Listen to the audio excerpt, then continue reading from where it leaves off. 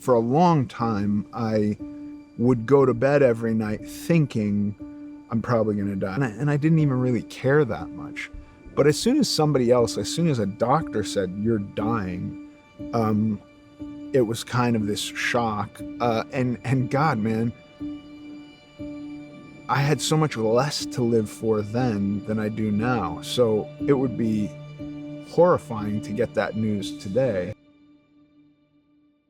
Today's interview is with Ethan Suplee. You may know him from some of the most famous shows and movies in the world, like My Name is Earl, Remember the Titans, and so much more. And also his incredible weight loss journey, where he has lost over 300 pounds, kicked a drug addiction and a food addiction and an alcohol addiction. And it's just an absolutely incredible story. Host of the show American Glutton, this is Ethan Suplee's life story. Today's video was made possible with Mulliganbrothers.com, the best motivational clothing brand in the world, where you can now get all the workout tops, the new gym series, and all the Inspire Change stuff with the link in the description, where all the profits go back into making these projects possible. We flew our whole crew out to Miami to be able to go film this. So without your incredible support on Mulliganbrothers.com, this just wouldn't be possible. And we have been blown away by everybody. So thank you so much for all that support. Without further ado, let's jump into this amazing interview with Ethan Suplee. I'm your host, Jordan Mulligan. Let's dive into it. So we usually start with, just for those who don't know, just introduce yourself and what you do. My name is Ethan Suplee. I'm an actor and a podcaster, I guess. Yeah, just let's talk a little bit about that. So yeah, you do the podcast at the moment. And what is it based around, and like, what's your goal with the podcast? So the podcast is called American Glutton. And really, I guess my hope with it is that, you know, because I have certain things that have worked for me and not worked for me, but I'm not doing a podcast about those things necessarily. I happily talk about those things, but really I want to talk to everybody who has an opinion on health and weight loss and any kind of physical goals. So I talk to MMA fighters and bodybuilders and long distance runners and dietitians and people who are zealots about only eating meat and vegans. And my hope is that anyone who's ever struggled with any physical goal and had a failure or a setback could get some inspiration or idea or motivation, or just like, hey, that's a whole new way of thinking about it. I'm going to try that. You know what I mean? And so it, you know, I don't feel very strongly that my way was the best or the only way. I think that what works for the individual works for the individual. So I want to talk to lots of people, and I'm very open about what didn't work for me and why it didn't work for me.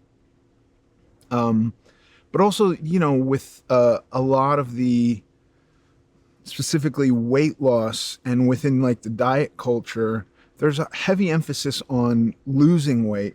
There's not nearly as much emphasis on keeping weight off. And so I find that losing weight is not super difficult, but keeping weight off, changing your life, is really the whole trick for me. So that's really what we talk about on American Glutton. I think as a subject, we'll go into those things that you've spoken about. But for sure, the same thing for me was I can lose weight fast. Yeah. I can't do it in a healthy manner, usually, and because of that, it usually comes back on faster than it, you know. And I think that's a very common thing, especially like, and I think it's so odd. It's kind of odd, but also our normal, and so our normal, when you put it into any kind of historical context, to me, it seems very odd that for the first time, and you know, I say the first time, but it's really the last 50 years, but for the first time ever in human history, we have a massive surplus of food. And I know that people starve to death still today. That's largely due to, or maybe even entirely due to, political reasons where food is being withheld to certain groups. So if that wasn't the case, really nobody would starve to death today. But in the West, we are so wealthy and have such an abundance of cheap calories that you see that the entire population is getting obese. And like, if it was 200 years ago, we would all just be kings and we'd be very happy with that, right? While the rest of the world starved, we would be kings. And we're not really. You have this obesity occurring, and you have simultaneous obesity and malnourishment, which is really wild to wrap your head around. So he's getting so many calories that he's fat, but he's not getting the kind of micronutrients he needs. So he's actually sickly because of it, So there's a lot of weird things in there to take into consideration. If you was to paint a picture for somebody like a British viewer of what the US looks like in terms of food, obesity, if you were to just describe that, like how would you say it? I think the majority of food that's consumed is highly processed, calorie dense, and nutritionally void or devoid of nutritional value. So we have we're eating a lot of food that is they're figuring out ways to cram as much sugar and fat basically and as little protein into the average American diet as possible, because that's really the cheapest way to feed people. And so, we are getting larger and larger, and it's getting to be the younger and younger people too. So we have type 2, which is, that they differentiate diabetes. There's juvenile diabetes or type 1 diabetes, which is an autoimmune disease. And then there's basically a type of diabetes where you have fed your body food that really isn't built for your body over a really long period of time, and you wear down your body's ability to basically take the carbohydrates and get them into the cells for use as energy. And that forever was only seen in adults or older people. And now we have a massive amount of young kids with that because the food they're eating is harming them. Before or early days of when you started finding food, what did it look like as a consumer for yourself, like in America? Like, say you went into the shops or you went out to eat, like what would that typically look like? Well, I was put on a restrictive diet as a very, very young kid. So at like 5 years old, I was put on a restrictive diet. And I grew up in Los Angeles, and so we were the vanguard of every fad diet that has ever existed. Basically, sparked or kicked off in Los Angeles. And for the most part, we ate from like the health food stores. And when I was a little kid, the health food stores were like Sikhs, with turbans, or who were vegetarians, which there weren't that many vegetarians back then, or people who looked like they were dying from cancer, right? Were the people that shopped at health food stores. And then my mom would go in there going like, well, we got to fix Ethan because there's something wrong with him. So if we just feed him this healthy food. But I didn't want to be on a diet when I was 5. And so my workaround for this was just like, I would just sneak food and cheat on my diet. And then if my mother and father perceived that I had a successful week of dieting, my treat would be going to the drive-thru, like a McDonald's or something like that, and having this really unhealthy meal. So I'm sneaking and overeating all week and then being rewarded with really crappy processed food. So, my whole relationship with food from the time I was very young was skewed in that way. Like, food was a reward, and food was also something to be compulsively overeaten in private because it was being withheld from me in public. It's so funny how as a young child, how it shapes you as an adult, your eating habits. I think in our family, one of the biggest things was you finish your plate, which is, to me, makes sense. Like, obviously you don't waste food, but when you go to a restaurant and the portions are huge, like I now will not leave a single drop on that plate because I've been sort of brainwashed into this is the way it's supposed to be. I'm supposed to eat every single thing. Yeah, but I also think that the mistake there is that when we were young kids, like hopefully our parents were serving us portions that were appropriate for us, that were mostly meals that were cooked at home. So that I automatically associate with being healthier. It doesn't necessarily mean it is, but so I get that. Like I have 4 kids, and like I remember when they were young, if I was serving them, you know, some kind of protein and some vegetables and a starch, I'm not just giving them a giant dish of whatever and saying, eat until you're full. I'm making them a plate of food and serving it to them. So the idea there is like, yeah, you got to eat all this, and maybe, you know, unfortunately, I wish I hadn't done this, but give them some reward of like a sweet thing at the end of dinner if you finish your plate. Now I'm sure it was like this to some degree when I was a kid, and it was certainly like this when my kids were kids, but food is so cheap now that in America, in Europe, and you know, we're having this interview like right on the precipice of when there could be a food shortage because of like global catastrophic wars and stuff. Like, so who knows, maybe a year from now this will be completely irrelevant because there will be people starving again, right? Like that's possible too, I guess. But as of today, food is basically so inexpensive that you go out to eat and the portions are like astronomically big and so packed with fat and sugar that it's like hard for anybody to process that. Yeah, I agree. I think that's where we're at now, is that I think it's healthy to finish your food. The portion size is the problem, because with the conditioning, you're finishing gigantic portions. Yeah, and if we keep this like don't waste food, like I do think there is a lot of food waste in Western culture, but if we keep this as our mantra, don't waste food, and we have so much abundance of food that's not being shipped to people who are actually starving, right? Which maybe it should be, and maybe the people who are blocking it from getting to them should be dealt with, who knows?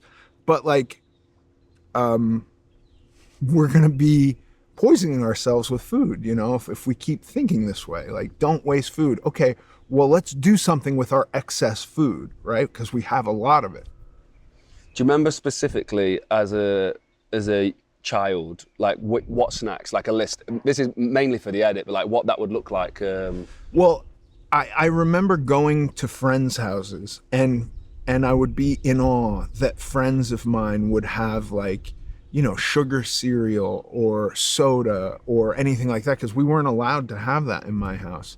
Snacks were, you know, largely just what my mom got at the health food store. So she would get a brand of, you know, that was the other thing that was not really taken into consideration by her. If you buy a box of cookies from the health food store and they have just as many calories as a box of, you know, brand name cookies, but they're made with like better sugar and this, like, if the caloric value is the same, you're still going to be overeating if you eat too many cookies, right? It doesn't really matter if the food is quote unquote healthy. So I think that was the main problem I had. Is like in my house, we had mostly like quote unquote healthy food, but because it was restricted to me, I would then go and binge eat it out of sight. And you know, all the normal stuff kids ate, crackers, cookies, chicken nuggets, all of that stuff. It was just kind of disguised with this idea of being healthy. Yeah, I think it's better now, but I remember when we're just talking about veganism, like you can have a vegan burger with more calories in it than a lean steak burger or whatever, you know, lean beef burger. There's this crazy thing now too, like keto is super popular, and you can go to the grocery store and there's a brand of ice cream I really like, and they have a keto version and a low calorie version, and the keto version has as many calories as a regular pint of ice cream. And I don't understand why anybody would eat this and think that they were doing themselves a service. You know, it's not to the benefit of a restrictive diet. Yeah, a lot of branding's go, like a lot of marketing, a lot of branding. It doesn't make sense. Well, you know, each their own again, but sure. Yeah, of course. But I imagine that if you're if you're making this determination, like I'm eating in a way in order to lose weight, and you're not losing weight, chances are that, just this moniker of keto or vegan doesn't necessarily mean you're going to lose weight, right? Like that isn't a diet that is designed necessarily for weight loss in the way that it's practiced in the mainstream. Yeah, I've been an obese vegan, an obese meat eater as well. Like it didn't make much of a difference to me. So do you remember when you was a child, I know you said like you were eating those healthy foods and then you would cheat on them. For me, I remember finding I was always a bit bigger and that always made me a little bit sad. So then I'd eat. That was my cycle. But like, do you remember what your hook was? Like, my hook was, there was for sure comfort in food, and it got to be the point where there was a comfort in the discomfort of overeating. So the minute that I would be so full I couldn't eat anymore, so full I had to lay down and like rest, that was when I felt satiated, right? So I kind of like trampled on all my physical cues of what an appetite is, and I still have trouble with that. I still have to take a plate of food that's portioned appropriately and go, I want to know what it feels like in my body once I've eaten this, and I want to be aware of that, right? Because I'm really not, because for so many years I ate until I couldn't eat anymore, and that's what I thought, like, okay, now I'm done. Like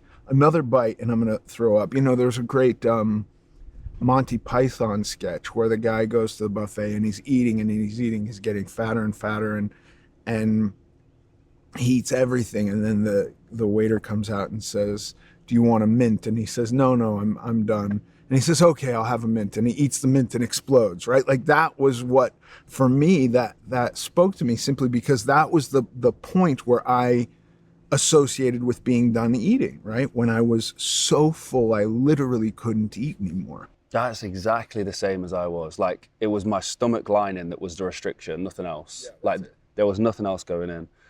So early days in terms of your getting into your career, did that happen early on? Like it being in LA as a child, was you getting into child acting? Like, is that a process? I got into acting at 17.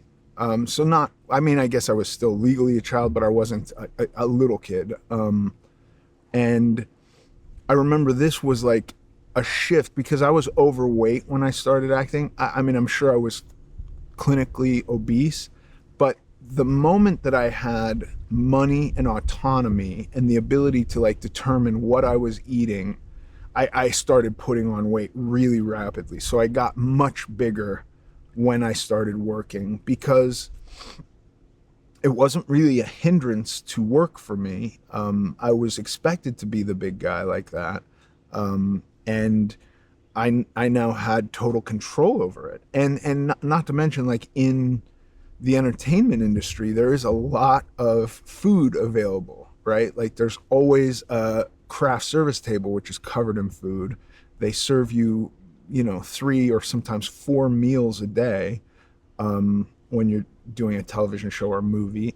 And so, I understand if you're one of these guys who's like moving heavy stuff all day and setting up the shot and moving cameras around and lights and stuff like that, you're burning a ton of fuel. But if you're just standing there and saying some words and then sitting down and waiting for them to turn it around and standing up again and saying some words, you're not really burning enough fuel to justify eating in the way that's was available to me. Many actors don't get fat on set. And that's probably due to them understanding their body and eating for the purposes of fueling their body. That was just never what I did. Do you remember if there was a point where you wanted to lose weight, but there was almost being typecast as that bigger guy? You didn't want to, or was you just in that loop of like, I'm comfortable being here? No, there was a point I started dieting for the first time. Like I woke up and went like, I want to diet, I want to lose weight in 2002.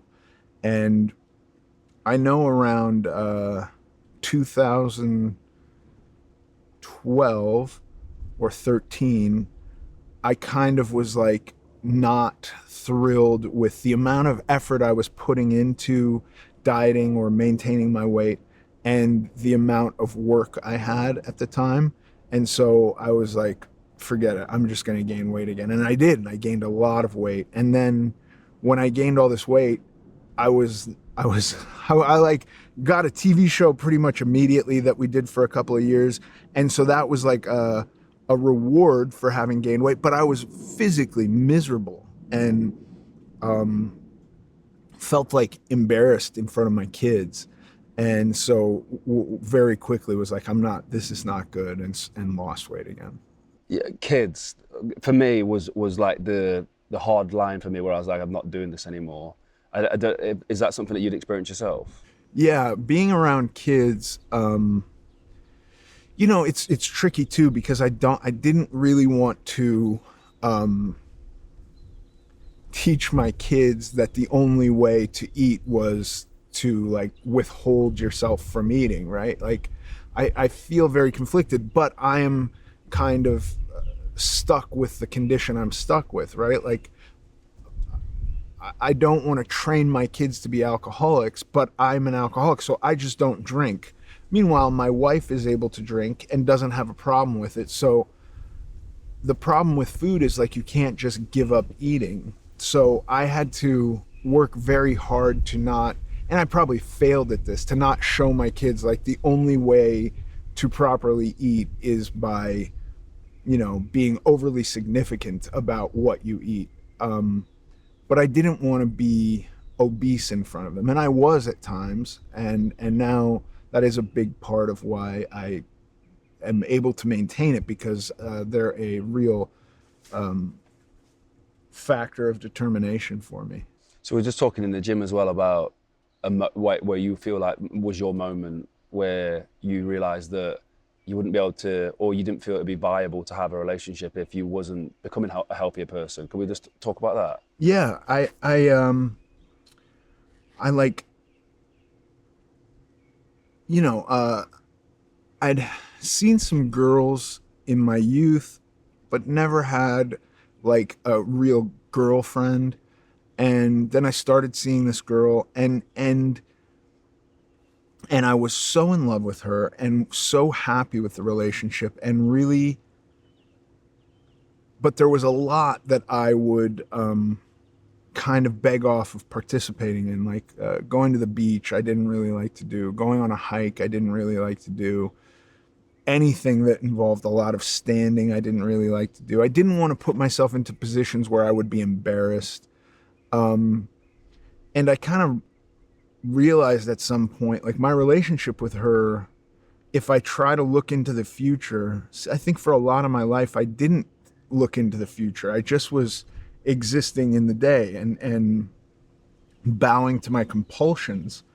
And when I really looked into the future and tried to paint the picture of like what would be ideal for me, this relationship with her wasn't going to be there if I didn't start to do something about my weight. And so that was really the beginning.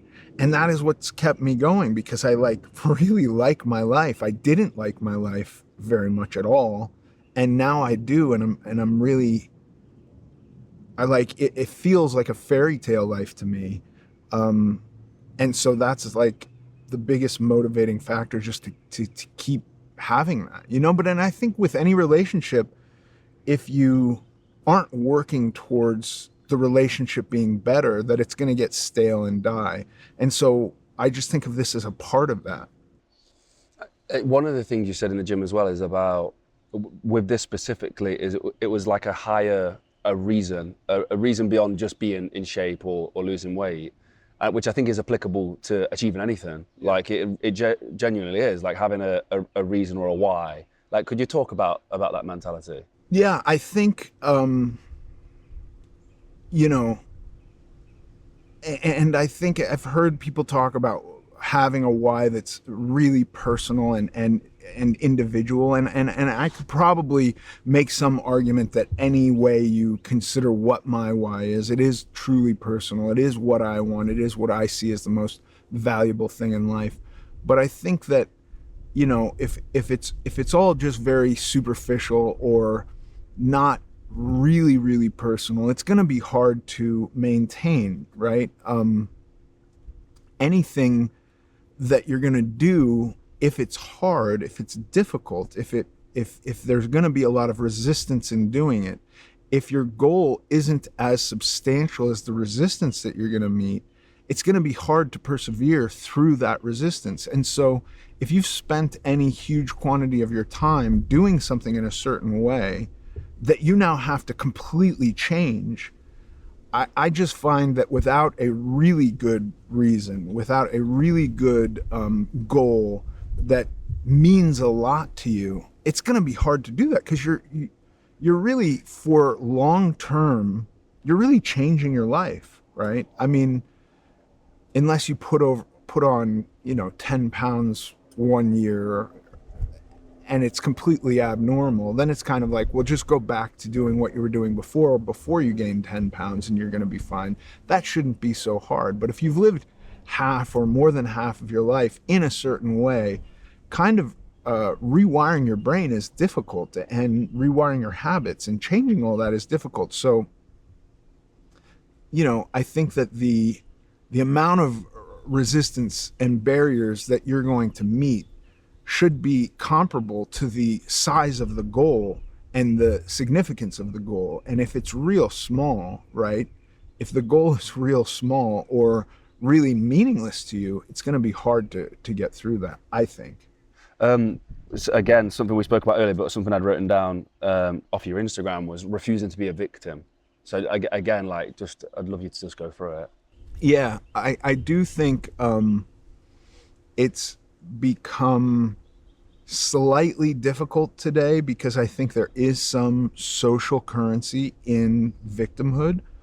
But I think that traps us, because if we're getting rewarded for this state that we don't like, it's very hard for the goal of getting out of that state to be bigger than the social currency that is being given to us because we're in that state. So, I can look at all manner of things that I feel have happened to me. That doesn't help me change them. The only way I can change them is if I look at how I've contributed to them and what I can do about them. So, I don't ever want to think of myself as a victim, because I think at that point there's nothing I can do.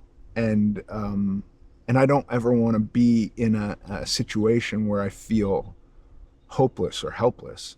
I want to always figure out ways that I can beat myself. A lot of this for me is working against myself, right? I mean, it's all very personally, what I'm doing to myself has been my biggest problem. So then if I think about it in that way, like I'm a victim to myself, well, how can I win? You know what I mean? It's all me.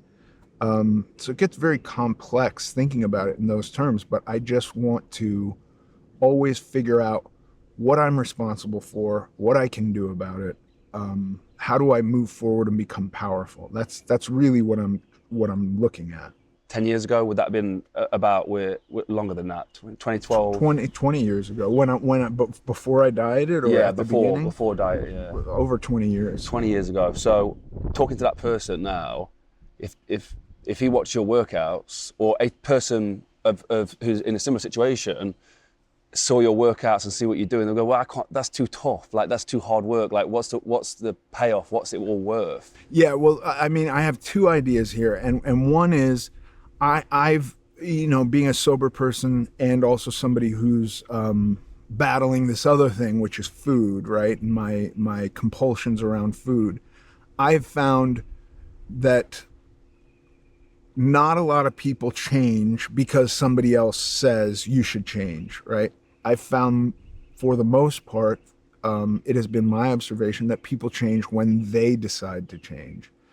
And, so I have no desire to go around telling people, well, you should do X, Y, and Z. I have no desire at all. None of what I'm saying is prescriptive. This is all just my experience. But when I've been asked, like, can you talk to my son? He's he's really obese and he's struggling, and can you talk to him? And I go like, well, is that a conversation your son wants to have, or why are you reaching out? Well, I need somebody to motivate him. And I'm like, I have no interest in that, because I've failed so many times at that. And I've watched other people who are trying to achieve something on somebody else's behalf. And it's like, if the goal isn't even your goal, right, and you're going to meet a lot of resistance, I think that's doomed to failure from the start. So there's that.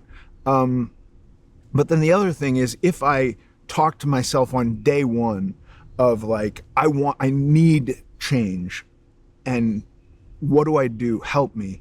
I would say, okay, if you see what I'm doing today, don't do that. This is not going to help you at all.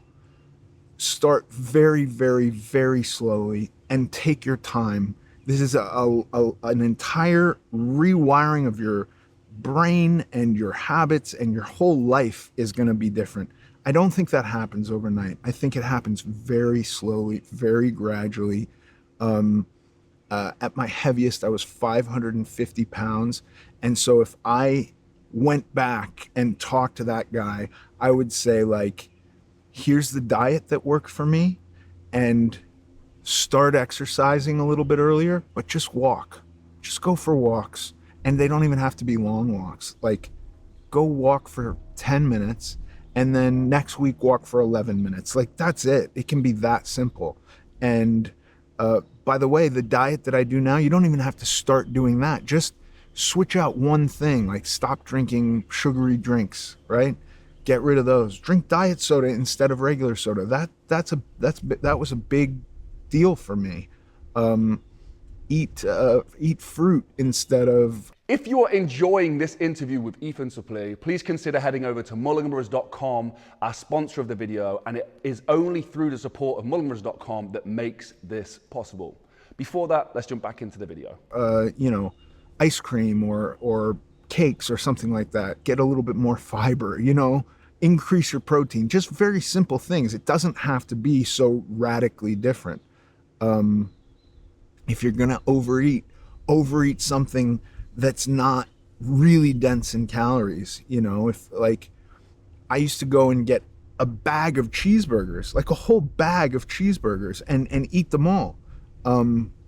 Okay, if you do that with celery, or if you do that with chicken breasts, it's really not going to damage you. And you can still eat to the point where you're sick, right? If you're eating celery or chicken breasts, it's not going to damage you in the same way that a bag of cheeseburgers is. It's going to be totally different. That's what I would say. I would say, like, start slow, expect it to take a long time and be a lot of work, and just have your head in the game for the long haul. I've just bought a gigantic watermelon, just in case I need to rip it open and just eat the whole thing. My belly will be full.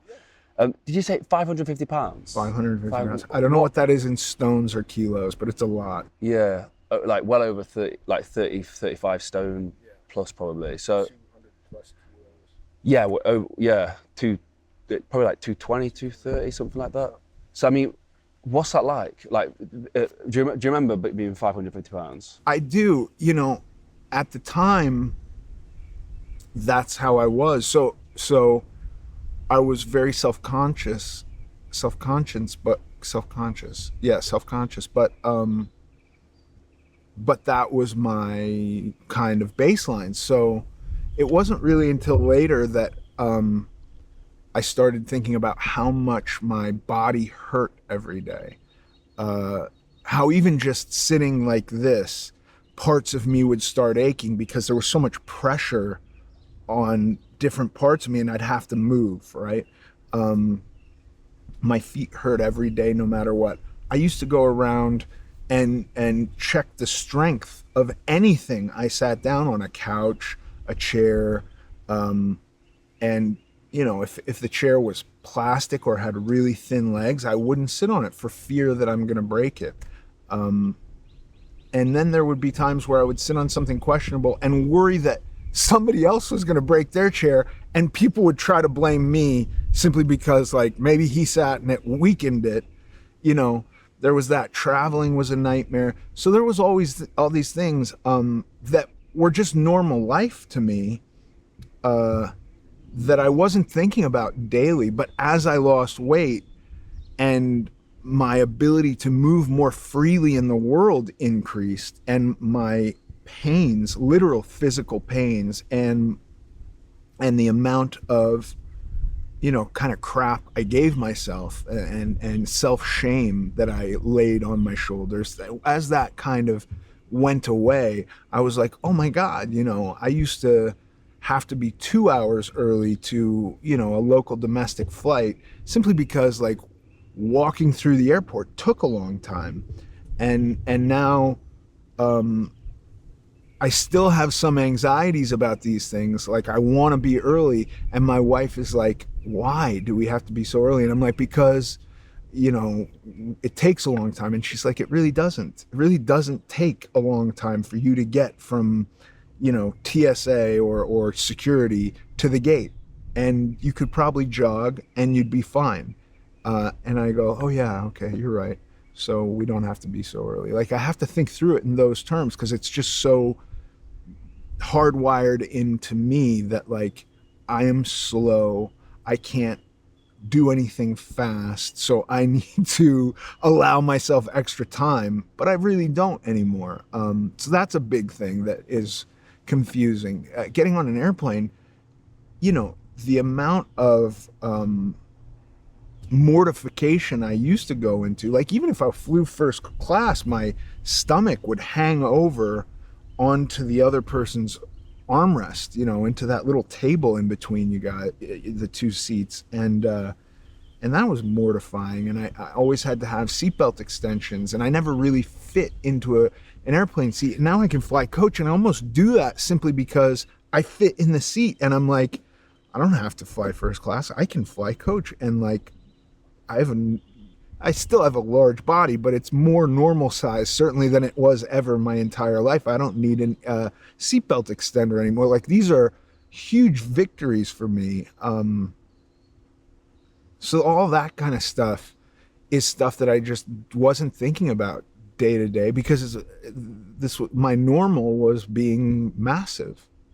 From 550 pounds to the weight you are today, 270. 270. So I think I'm about 270 at the moment. So what's the time period of that, the journey of that, and have you got a goal going forward as well? Here's the crazy thing. I went from 550 to about 350, and was 350 for a while, and then gained weight and was over 400 pounds, and then lost weight and was about 220, and riding bicycles every day for 8 hours a day, and going over to Europe and watching the Tour de France and riding the stages with the guys, and riding up Mount Ventoux and seeing where Jimmy Simpson, I think is his name, died. Because he was doing speed on the bike going up this mountain, and like paying homage to him there. He's British, so maybe the British people will like that.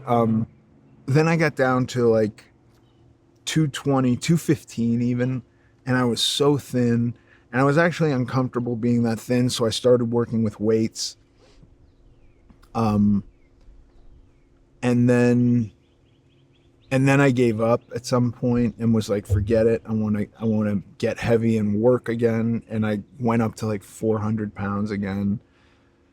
And then I went down, and now, but at any of those points, trying to maintain my weight was really, really difficult. I was always either gaining weight or losing weight. And like when I was riding bicycles a lot, I was eating almost nothing, and like had all these crazy ideas. Like there was a time period where I was only allowing myself to eat while I was riding the bike, and otherwise I wasn't eating food. And like that's insane.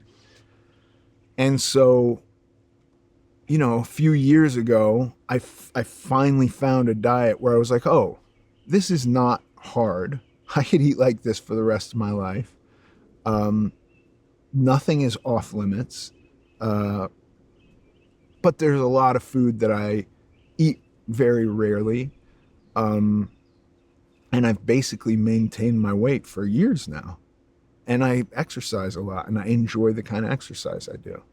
That's the one, is being able to maintain it. Yeah. It's so funny you say that. Like, I can see all the time, like the fluctuations, I think, in a certain personality type, maybe personality type's not the word for it, but in certain people, I think you always snap back to where you inevitably don't want to be. Well, if you're not looking at what caused you to get into the condition that you don't like, which I never really did, if you're only looking at it like all I need is to lose weight, right? If that's it, if that's your entire idea, just I'm overweight, I need to lose weight, fine. I don't find losing weight to be all that difficult. It might suck, like not be pleasant for a month or a couple of months, but it's really not all that hard. But if I'm not looking at, oh, I need to change what got me overweight, then I think for me, for many, many years, I was missing the point, because I always would gain my weight back, always, and even more so sometimes. And so, you know, then that gets compounded, because failures did not make me feel like jumping back into this game of losing weight, right? If I'm always going to fail, if I'm always going to gain the weight back, what's the point in trying to lose weight, right? And so there would be times where I would just be this defeatist about it.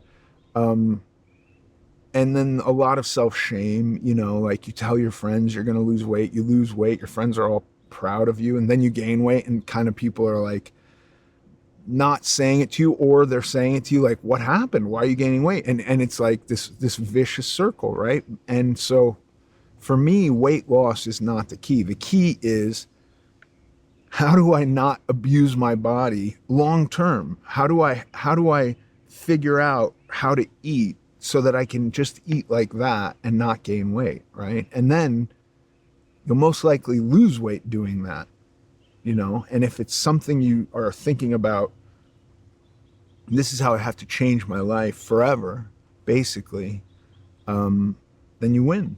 One of the things that, the most success I've ever had was tracking. Like I would track everything. And then I got to the point where it was going so well, I thought the last hurdle for me is to be able to stop tracking and just be able to eat normal. And I just couldn't do it. So I'm back to tracking now. Do you live by a certain thing that you're comfortable doing, or have you got to a point where you can just intuitively eat with it? Intuitive eating is tough for me, but I did track for a long time. And so what I basically understand is the values of things, right? And so the thing that for me fluctuates the most is the amount of carbohydrates I take in and the amount of ancillary fats. So I have like a baseline of protein, which I can get.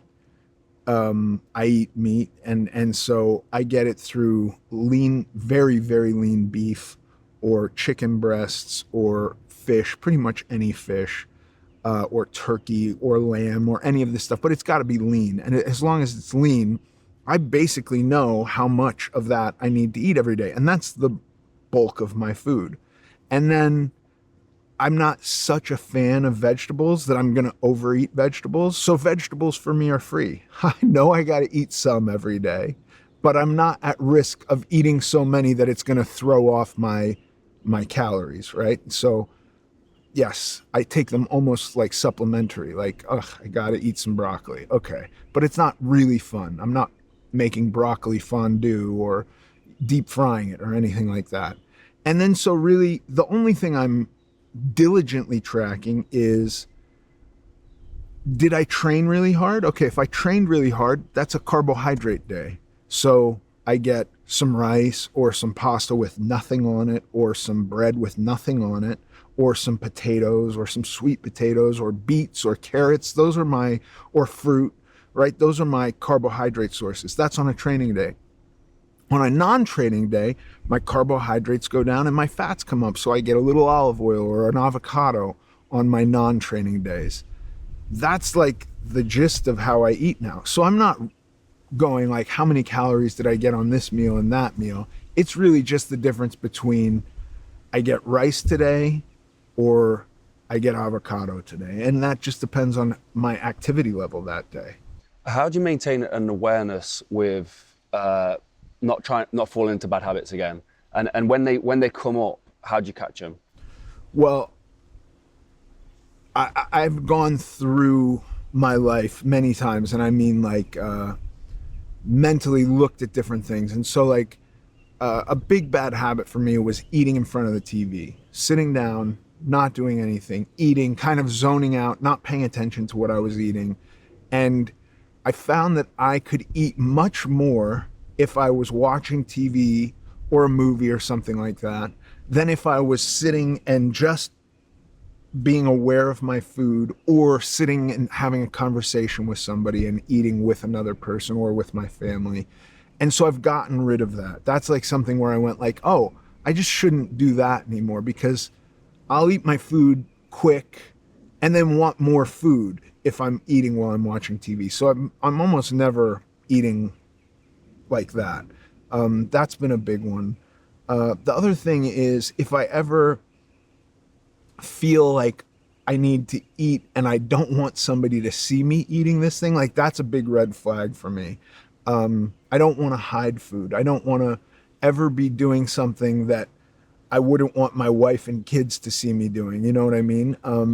I still don't always feel super comfortable eating in front of strangers, right? So like sometimes I'll go to the airport and I pack my own food and I feel a bit embarrassed pulling out my Tupperware or whatever I've packed and eating it sitting there in the terminal. You know, that I'm not really comfortable doing that, but it's not quite the same as the need to hide it from people who are aware of what I'm doing. Does that make sense? Yeah. What do you find important about being healthy and having a healthy body? Like what's the argument for it to somebody who might be overweight? You know, I don't really have an argument for somebody else being healthy. I could say like, I think that it's that my life is better with a healthier body, but like people do a lot of stuff that I don't do. People smoke cigarettes. I'm often very jealous watching people smoke cigarettes. Like I used to smoke cigarettes. I really enjoyed smoking cigarettes. If you're cool with smoking cigarettes, now I don't really like the way they smell anymore, but it really looks like when somebody's having a cigarette, and how about a cigarette and a beer? Like I can't do either of those things because they're not good for me, but that doesn't mean I think other people shouldn't. So I don't really have an argument on why other people should be healthy. I just know that for me, I have a vested interest in hanging out with my grandkids. I have a vested interest in doing active things with my kids, in taking them to places that are uncomfortable to get to, even in a healthy body. You know what I mean? Having adventures. These are the things that I find to be really stimulating and fun, and I want to be able to do them for a long time. So I would just say to somebody who is unhealthy, if you are in an unhealthy situation that you could take control over, right? Because some people are in unhealthy situations that they have no say over at all. But if you have the power to change your health and you're interested in having a long, fruitful life, then it's possible to do that, right? So there's all these contexts and perspectives attached to what I'm saying. And I don't think, you know, like, dude, when we were kids, or I'm older than you, but when I was a kid, you couldn't be a professional video game player. You couldn't do it. That didn't exist. Now they're making millions of dollars playing video games. And if that dude wants to get fat and eat cheeseburgers and pizza and smoke cigarettes, like, I don't care. I really don't care. That's, you know, I don't think at the same time that society has to alter itself to accommodate people who are outliers. So I was very uncomfortable flying when I was really obese, but I didn't ever think like airplanes should make larger seats and larger seatbelts. That was not something I felt had to happen. So, you know what I mean? But I think like one day if we wake up and everybody's obese, they're gonna have to, right? So that's kind of how I think about all of this. Just the last couple, move forward and be powerful. Like that was something you said. Is that, I mean, I'd just love to hear more on that. It's quite for our motivational audience. I mean, that's something that I definitely would resonate with them. There was a huge portion of my life where I didn't feel either confident or capable of being in control of really anything. And so I think the things that I was in control over was using drugs and eating food, and that I controlled, and I could do it a lot, and it was this kind of sick, inverted sense of power. And when I thought about kind of exterior goals that I had for myself and ways of applying myself, I felt very small and useless. And so it took a long time to shift my perspective on this, but really, like, if I have a thought and the thought is that's really hard, I would shut down before. And now I'm way more apt to say, no, you had the thought. You then thought it was going to be really hard. Go do that. Go try it. Fail. And, you know, Samuel Beckett has my favorite quote: ever tried, ever failed, no matter. Try again, fail better. So just this idea, like, it's okay to not be great at something. And the other thing I have had to convince myself of is that, like, I don't always know what's right. I think I failed at many diets or never did them because I always knew how to lose weight, but I didn't, right? And so I've become very interested in learning.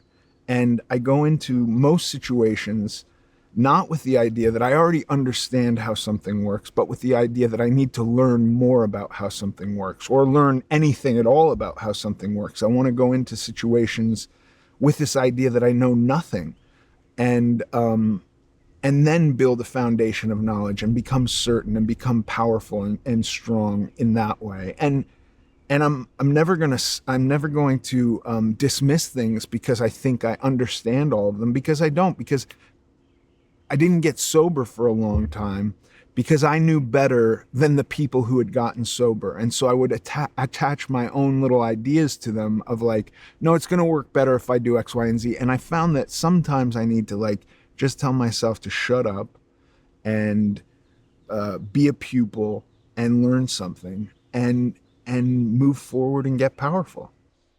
Just on getting sober, is like, what was that like? I mean, our family, on my dad's side, or most of them have died through alcoholism. Like, it's just like in Scotland, they're from Glasgow. Like, it's just kind of like, it's cultural. It's cultural. Yeah. I was when I was on My Name Is Earl, I was in Ireland, and I was sober at the time. And walking down the street in Dublin, I had a lot of people recognize me and say, come for a drink. And I'd say, I don't drink. And they'd say, okay, just a pint. And I'd go, like, that's still a drink. You know what I mean? Like, this idea, like, a pint's not a drink, that's breakfast or whatever. You know, that, I think there's cultural things there. But I, you know, for me, similar to the food, I needed to use the stuff until I couldn't use it anymore, whether it was alcohol or drugs. I needed to get to the point where I was blacked out or about to OD in order to feel sated from these things. And it was just I just had an unhealthy relationship with them. Was there another, like, a low moment or moment where you was like, that's it, I'm done with alcohol and drugs? Yeah, and I was told I was going to die. And I was also told that I probably would die even if I got sober. And I just, you know, at that point, I had this thought of, like, well, if I'm going to die either way, there was a little bit of me that was convinced I was going to die for a while leading up to it, but I wasn't told by a doctor. And when I was told by a doctor that I had congestive heart failure, and there were all these ailments that I had, and the doctor was like, oh, you are, like, almost dead and you are going to die, and there's really no reversing this. I thought, like, maybe it would be nice for my parents to bury a sober person. Like, that was really my idea. And then I got sober and my health improved so much that I kind of was, like, clinging to life for a while, but not, it took that to get me to be able to confront my weight too, you know, this clarity of, like, I don't have to damage myself in all these ways. I don't have to overdo everything.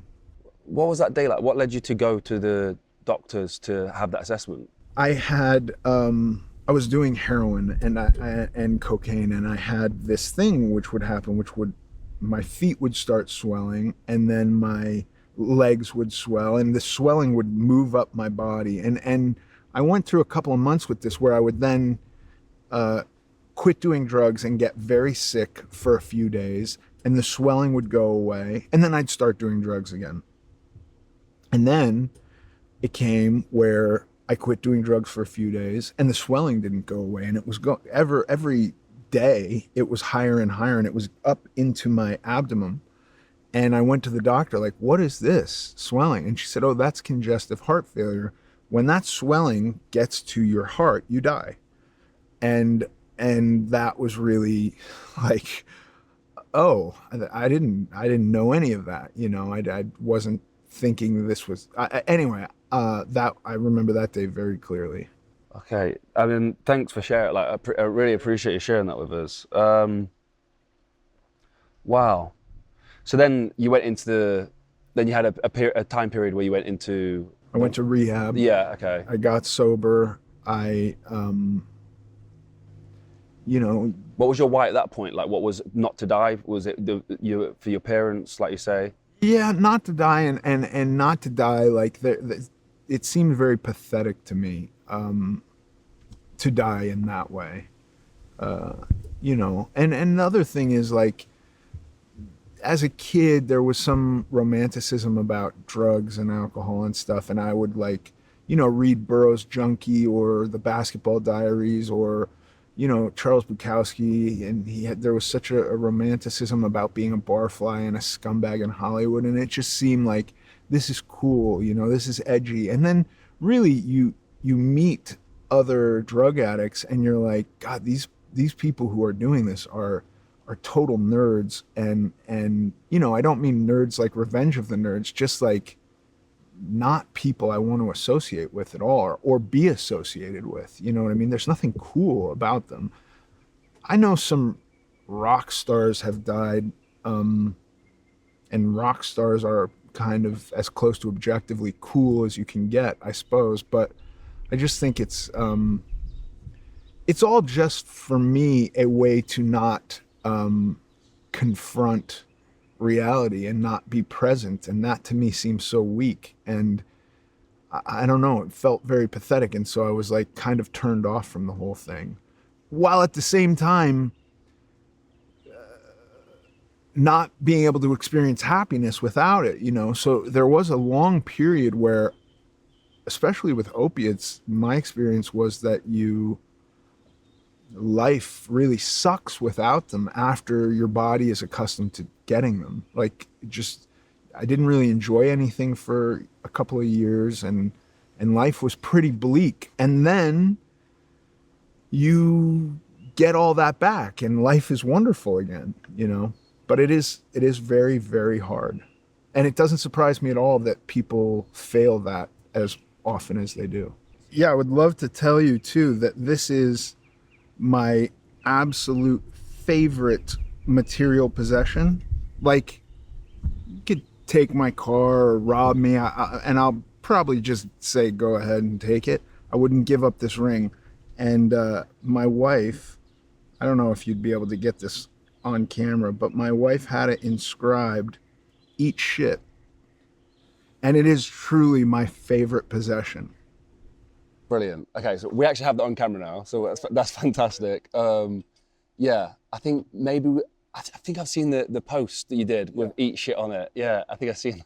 It is. I don't know what exactly she meant by it, but I love it so much, and it really, like, somehow is the perfect, like, the only, you know, you're not going to say that to somebody and think, like, this is a sweet thing to say, and yet my wife had it inscribed on my wedding ring, and it is the sweetest, nicest, most wonderful thing I've owned.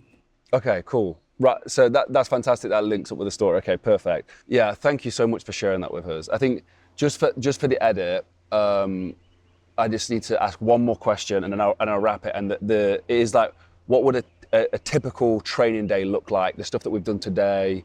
What does a session feel like as well when you're doing it? So, I'll say two things. I called my wife from the car and I said, God, I got to get people to follow me around with cameras in the gym, because I was not taking like breaks at all. I was going so fast. Like normally, I think I'd recover a little bit more. Like we left there today a full hour earlier than I normally leave there, simply because like in between, I'm like, I don't want these guys to just sit here for 6 minutes while I recover. I got to do another set. You know what I mean?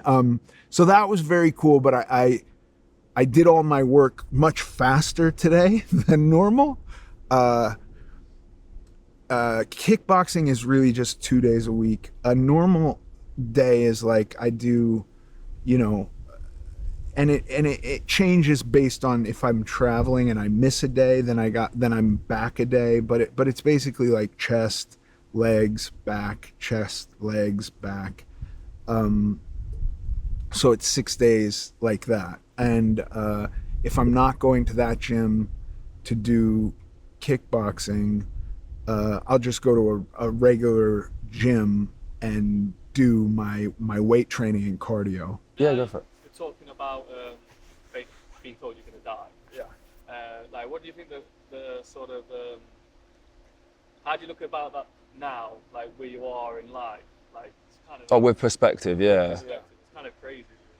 Yeah. So when I look back at that moment, but you know, really, that was just an external person telling me what I had assumed. For a long time, I would go to bed every night thinking I'm probably going to die. I mean, I was so heavy I couldn't sleep laying down. I had to be sitting up because I couldn't breathe laying down. And I just went to bed a lot thinking I'll probably die in my sleep. And I didn't even really care that much. But as soon as a doctor said, you're dying, it was kind of this shock. And God, man, I had so much less to live for then than I do now. So it would be horrifying to get that news today. But I've also had a really fun life and done a lot of stuff I never thought I'd do. I have a granddaughter. I have 4 daughters and a granddaughter. Like, I never thought that was possible. I have a wife. You know, I'm very happy now. I've never been so happy with my body. And there's still stuff I want to improve with my body. But, yeah, it's a very sad thing to remember. That's going to sleep thinking you might not wake up. That is just encapsulates it. Like, that is such a horrendous thought. And that was kind of normal for a long period. Like, when you say, like, what kind of time period was that? Maybe a year. Really? Yeah. What, I mean, that must have had some real, like, strong mental, like, effects on your mental health. Yeah, but I didn't really care about a whole lot. I numbed myself up with drugs and food, and I was 550 pounds and doing a lot of drugs, and like, I knew, you know, Chris Farley died in that time period, and he wasn't even as big as I was. So, you know, I just figured I was going to most likely die in that way. Thank you so much for today. Like, I cannot express our gratitude enough. It really is appreciated. Where's the best place that people can find, like, resources for yourself, and what kind of projects are you working on at the moment? I'm not super active on Twitter, but maybe if Elon Musk gets rid of all the bots, I'll be back on Twitter. So I would be Ethan Suplee there, or Ethan Suplee on Instagram. And I believe the producers of my podcast, American Glutton, have a YouTube channel set up, and there's a Patreon, and we have a Discord, and yeah, those are the spots. Thank you so much for today. Yeah, everything is linked down below if people need it. And yeah, just so much gratitude. Thank you. Thank you so much to Ethan for sharing his whole life story with us. I gained so much from his journey and his mentality around weight loss, the idea of losing weight, exercise, routines, what caused it, understanding what caused it, and how that can help you in the future. So much. So I'm going to link Ethan's stuff down below. Now, there is a free resource that Ethan supplies online. It's called American Glutton. And I have listened to the podcast, and there are so many things on that podcast that can help you and just open your eyes and your world to the world of weight loss, the struggles, especially in America, with gluttony. That's the whole premise of the podcast. And it was, again, an incredible resource for me to just keep on track of sort of where I'm at with my weight loss, maintaining that, not falling back into bad habits. So again, a massive shout out to Ethan for supplying something like that and providing something like that for the online community. Today's video was made possible with the support that you guys give us at Mulliganbrothers.com. Without that support, we would struggle to take our crew and fly them out to Miami to be able to film this. And our goal and our mission statement is to inspire change, and we want to make sure that it is readily available and free to consume our content at all times. So everybody who's been supporting us at Mulliganbrothers.com, thank you so much. Everybody who's been sharing the videos, comment, liking, subscribing, hitting the notification bell, all that kind of good stuff as well. It really does help support these projects. So thank you so much. We genuinely are so happy that we have this huge community behind us who is pushing down the message of inspiring change down everybody's throat. And that is like what we're trying to do. It's just a movement that we're trying to keep going, and you guys are the driving force behind it. So thank you so much. And if you gain something similar from that, remember to share this video with people or be the inspiration for people. If you are taking on your journey, or you're on a journey right now, remember, somebody could be watching. Somebody will be watching. Whether it's friends, family, somebody on the park opposite you, somebody in the gym who sees you coming to the gym every single day. You are the inspiration. You are the people who inspire change. You're the driving force behind inspire change. That is the effect that it has. It spreads out, guys. And really, genuinely, the best way you can be a part of the movement is by moving forward with passion and purpose in what you are doing, and you will inspire change. Guys, thank you for watching. Have a blessed and productive day. Go follow me on Instagram if you feel like it. Hit the notification bell if you haven't as well. It really helps with the algorithm. It helps get the video to you when it comes out. I'll see you in the next one. Peace.